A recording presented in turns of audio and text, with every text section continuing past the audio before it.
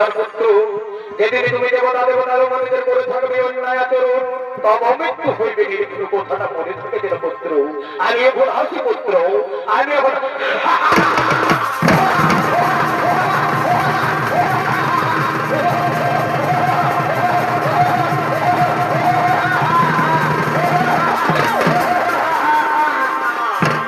দেবতা দেবতা দেবতাদের মনিতে করে থাকলে অন্যায় আচরণ হবে, আমার মৃত্যু বেদনা।